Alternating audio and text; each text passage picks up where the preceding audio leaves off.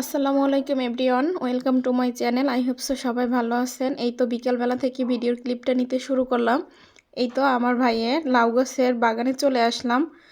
তো আমি আমার ভাইকে বলতেছিলাম এই গাছে আসলে পোকায় ধরেছে, তো আমাকে সুন্দরভাবে বুঝাইলো যে কোলায় মানে অত সহজে যাইতে পারে না, তো সেই ক্ষেত্রে গাছে পোকায় ধরেছে। এখানে একটা লাউ হয়েছে, লাউটা বেশ বড়ই হয়েছে, আরও বড় হবে, এরপরে কাটা হবে। এখন পর্যন্ত আসলে বেশি লাউ হয় নাই, গাছটা রিসেন্টলি লাগাইছে তো এজন্য বেশি হয় নাই। এপাশ দিয়ে বিভিন্ন রকমের চারা লাগানো হয়েছে।